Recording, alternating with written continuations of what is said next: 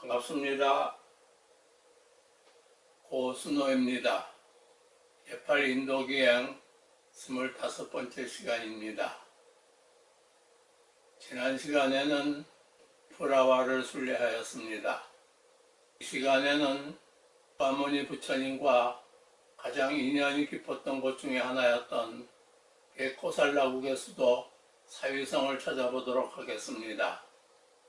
이 지도는 구글에서 전제한 것인데, 이 지도로 보면 네팔에 있는 카필라성의 유적지가 있는 길라우라 코트는 여기에 있고, 룸비니는 여기에 있으며, 네팔에서 인도로 입국한 소나울리는 여기에 있습니다. 그리고 인도에서 카필라성이었다고 하는 유적지가 있는 가나리아와 피프라와는 이곳에 있고, 이 시간에 찾아가 보고자 하는 코살라국의 수라바스티, 즉 사위성은 여기에 있습니다.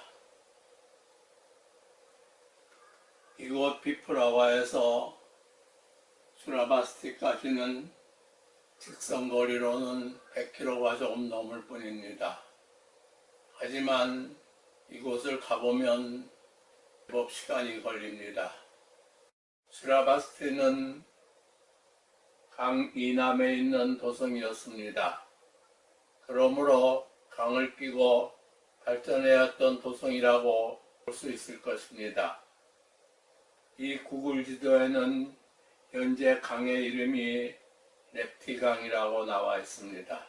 수라바스티는 한역하여 시라발제 혹은 신라벌이라고 하는데, 사위는 음약하여 말하는 것입니다. 수라바스티는 코살라국의 수도였습니다. 그런데 코살라국을 수도의 이름을 따 수라바스티국이라고 부른 것은 이 코살라국의 남쪽에 또 다른 조그만 코살라국이 있어 그와 혼동을 피하기 위해서였다고 합니다. 소카모니 부처님 당시 코살라국의 왕은 프라세나지트와 비루다카였습니다. 불전에 따라서는 프라세나지트 왕의 태자로는 게틀이라고 많이 하였으나 비루다카라고 하기도 하였으며, 비루다카를 둘째 아들이라고 하기도 하였습니다. 게틀이는 게타라고도 하며 한역하여선 기타라고 하였습니다. 하지만 왕위는 어쨌든 비루다카로 이어졌습니다. 비루다카는 앞에서도 알아보았지만 소카모니 부처님의 말년에 타카족을 멸망시킨 왕이기도 합니다. 그리고 코살라국에 대해서는 이 비루다카 왕 이후에 전해지는 것은 없다고 합니다. 이 약도는 인도에서 발행된 수라바스티라는 안내서에서 전제한 것입니다. 기원정사가 세워지자 본래의 도성은 마헤드, 기원정사가 있는 곳은 사헤드라고 하여 구분하여 말하기도 하였으나, 그 수라바스티라고 하면 보통은 기원정사를 포함하여 마헤드 사헤드라고 하였습니다. 이곳은 널리 애독되는 금강경의 무대가 되기도 한 곳입니다. 이 시간에는 마헤드를 찾아보기로 하겠습니다. 마헤드의 유적으로는 기원정사를 지은 수다타 장자의 집터와 물리말라탑, 그리고 옛 자이나교 사원 등이 있습니다. 제가 수라바스티, 즉 사위성에 가본 것은 한두 번이 아니었는데, 갈 적마다 그 전체적인 분위기가 피어가고 있었습니다. 이에 이곳에 관해서는 인도에서 발행된 수라바스티라는 안내서에 의해 하나하나 보아가기로 하겠습니다. 이것은 처음 갔을 그때 수다타 장자의 집터에 서 있는 안내문의 모습이었습니다. 그때도 이미 이 안내문이 세워진 것이 오래되었는지 내용을 파악하기조차 어려웠습니다. 이것이 제가 수라바스티를 처음 찾았을 때 수다타 장자의 집터에 있는 건물의 모습이었습니다. 수다타 장자는 서가모니 부처님께 기원정사를 지어드린 분인데 그에 대해서는 기원정사에 가서 알아보기로 하겠습니다. 이 건물은 12세기에 이르는 동안 많은 개축과 증축이 있었는데다가 그 후로도 지나긴 세월이 흘러 구조조차 파악하기 어렵게 되었다고 하였습니다. 지금은 이곳을 카츠치쿠티라고 부릅니다. 이렇게 부르게 된 것은 언젠가 이곳에 한 수행자가 거주하며 카츠차라는 벽돌을 이용하여 이곳을 타원으로 개조한 데에 연유한다고 합니다. 그때는 건물의 위로 올라가는 계단이 있는 곳의 모습을 보아서도 알 수 있겠지만 어딘가 정돈된 모습이라고는 거의 보이지 않았습니다. 계단으로 올라가 보니 북쪽으론 우거진 숲이 보일 뿐이었습니다. 그 후 다시 가보니 카츠치쿠티는 그런대로 정돈이 되어 있는 모습이었습니다. 건물 위로 올라가는 계단이 있는 곳의 모습도 옛 모습에 준하여 정돈이 되어 있었습니다. 계단으로 올라가 쪽을 바라보니 유적지를 보호하기 위한 담 너머로 넓은 길이 보이기도 하였고 강이 보이기도 하였습니다. 건물 앞에는 수행자로 보이는 어떤 분들이 조용히 앉아있는 모습이 보이기도 하였습니다. 이것이 저로서는 가장 최근에 가본 모습이었습니다. 전반적으로 깨끗이 정돈이 되어 있었습니다. 해당서역에는 이곳에 탑이 있었다고 하나 그 탑은 보이지 않습니다. 안내문도 깨끗하게 새로 세워져 있었습니다. 건물 위로 올라가 보니 건물 위도 잘 정돈이 되어 보였습니다. 건물 위에서 북쪽을 바라보니 유적지를 보호하는 담 너머로 넓은 길도 보였고 멀리 평원이 보이기도 하였습니다. 카츠치쿠티 건물 위에서 바라본 앙굴리말라 탑의 모습이었습니다. 전에는 이곳이 참으로 한적했습니다. 찾아오는 사람도 거의 만날 수 없을 정도였습니다. 앙굴리말라 탑은 수다타 장자의 집터에서 약간 서쪽으로 좀 떨어져 있습니다. 해당 서역에도 수다타 장자의 집 옆에 있다고 하였습니다. 제가 처음 가서 본 모습입니다만 어떤 건물처럼 보일 수도 있으나 조사 결과 탑으로 밝혀졌다고 합니다. 이 탑은 앙굴리말라가 과모니 부처님께 귀의한 곳에 세운 탑이라고 합니다. 앙굴리말라는 안역에선 앙구리마라, 앙굴마라 등으로 음역하며 번역하여선 손가락이란 뜻의 지자와 목걸이란 뜻의 만자를 써서 지만이라고 합니다. 그의 본래 이름은 아임사카였습니다. 그는 프라세나지트 왕의 보사인 바가바의 아들로 카실라의 학당에서 12살 때부터 학문을 익혔다고 합니다. 다른 각도에서 본 모습입니다. 옛날 탑의 내부 모습이나 구조 과정 등을 조금은 엿볼 수 있을 것 같기도 합니다. 전에는 이 안으로 들어가 내부의 모습을 볼 수도 있었고 이 위로 올라가 볼 수도 있었습니다. 아임 작가는 여러 면에서 뛰어났었다고 합니다. 그럼 그가 앙굴리말라라는 이름을 얻게 된 것에 대해 불전에는 이런 이야기가 전해지고 있습니다. 아임사카의 스승의 부인은 아임사카가 강건하면서도 미모인 것에 반해 남편이 나간 사이 그를 유혹하려고 하였습니다. 하지만 당하지 않자 이에 그 부인은 남을 참지 못해 남편이 돌아오자 아임사카가 자기를 유혹하려 하였다고 하며 거짓을 둘러댔습니다.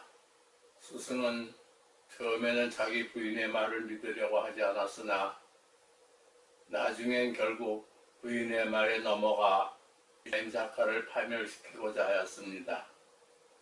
이에 그는 아임사카를 불러 이제 더는 가르칠 것이 없으니 한 가지만 더 하면 도를 이룬다고 하였습니다. 그 한 가지란 통에 나가 사람을 죽여 손가락 하나씩을 떼어내 목걸이를 만들어 거는 것이라고 하였습니다. 스승의 말이라면 교육해본 적이 없는 아임사카는 그 말을 그대로 믿고 다음날 아침 칼을 들고 나가 사람을 보는 대로 죽이고 손가락을 하나씩 떼어냈습니다. 불전에 따라서는 100명이라고 한 것도 있고 1000명이라고 한 것도 있습니다. 이제 한 사람만 더 죽이면 되는데 사람이라고는 보이지 않았습니다. 그때 마침 그의 어머니가 보였습니다. 그의 어머니는 아침 일찍 집을 나간 아들이 돌아오지 않자 아들을 찾으러 나온 것이었습니다.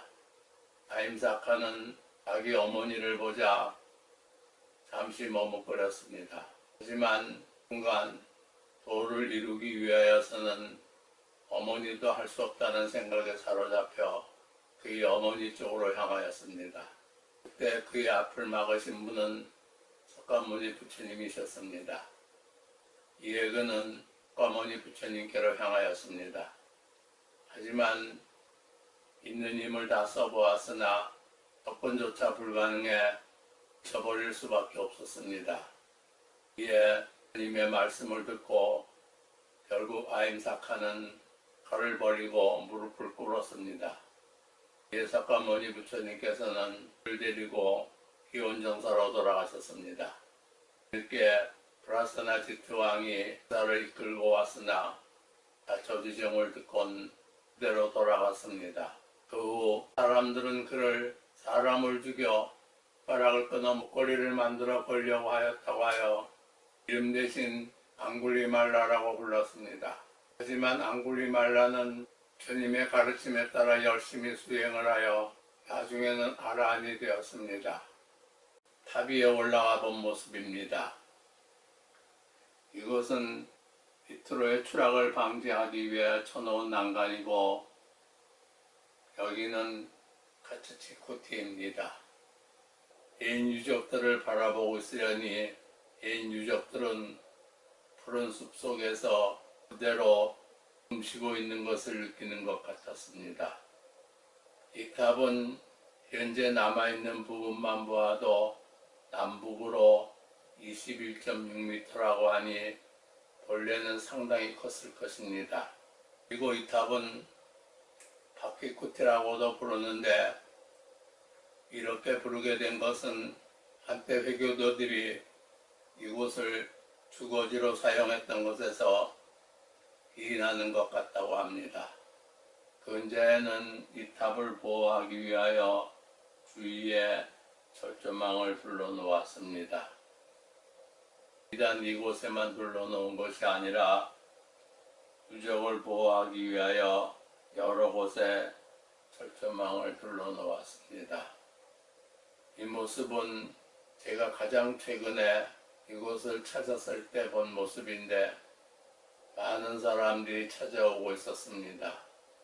어쨌든 이렇게 많은 사람들이 찾아온다는 것은 그 자체만으로도 뜻이 있을 것입니다. 여기가 수다타 장자의 집터이고 여기가 앙굴리말라 탑입니다. 다음엔 이곳을 떠나 옛 차이나교 사원을 찾아갑니다. 이 약도로 보면 이렇게 표시된 것은 옛 성벽이고 수다타 장자의 집터는 여기에 있으며 앙굴리말라의 탑은 여기에 있고 자인하교 사원은 여기에 있습니다. 그리고 기원정사는 성박 여기에 있습니다. 그러기에 자인하교 사원은 앙굴리말라 탑 앞에서 기원정사로 가는 길을 따라가다가 성벽 있는 곳에 이르면 길 왼쪽에 마치 성벽과 붙어 있는 듯 보입니다. 자인하교 사원은 그 규모가 상당히 큽니다. 현지에선 자인 템플 혹은 소고나트 템플이라고 부르는데 이곳은 자인하교의 성자인 삼바바 나타의 탄생지라고 합니다. 모두 벽돌로 되어 있으며 전체는 직사각형으로 되어 있습니다. 그리고 중앙에는 계단을 올라 둥근 돔 형태의 특이한 건축물이 있어 이곳의 특징을 이루고 있습니다. 뒤편으로 가보아도 그 형태는 같습니다.